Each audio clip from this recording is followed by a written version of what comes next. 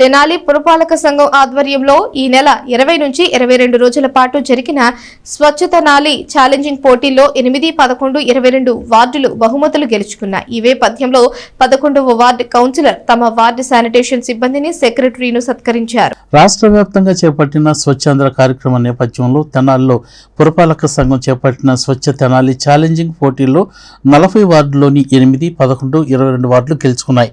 అయితే రెండవ బహుమతిగా గెలుచుకున్న 11వ వార్డు ఆ వార్డులోని శానిటేషన్ సిబ్బందిని secretary, ward councillor Katari Ratnakumari ఘనంగా సత్కరించారు. ఈ సందర్భంగా వారు మాట్లాడుతూ పారిశుద్ధ్య నిర్వహణలో తీసుకున్న ఛాలెంజింగ్లో తమ వార్డు శానిటేషన్ సిబ్బంది, సెక్రటరీ ఎంతో నిబద్ధతతో పనిచేశారని, మెరుగైన పారిశుద్ధ్య నిర్వహణలో వారు చేసిన కృషికి రెండవ బహుమతి లభించిందని ఈ సందర్భంగా అన్నారు.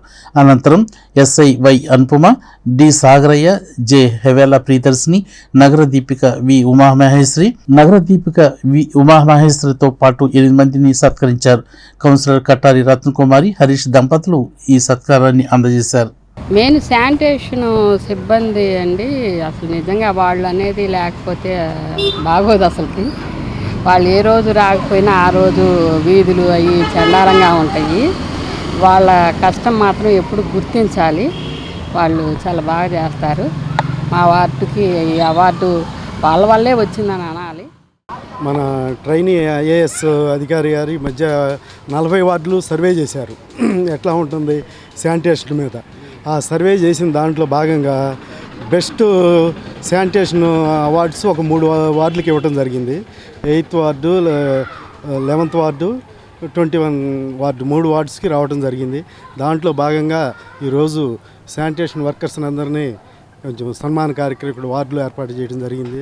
ఎందుకంటే ఇది సమిష్ట కృషితో ఈ అవార్డ్స్ రావడం జరిగింది మన 11వ వార్డుకి. నమస్తే అండి, నా పేరు అంజీ, 11వ వార్డులో వర్కర్ని.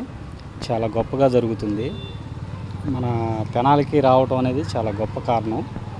అందరూ చాలా హెల్ప్గా చేశారు. ప్రతి ఒక్కళ్ళు కౌన్సిలర్ గారు కానీ, సెక్రటరీలు కానీ, నగర దీపికలు కానీ మనకే తెనాలికి రావాలన్నారు.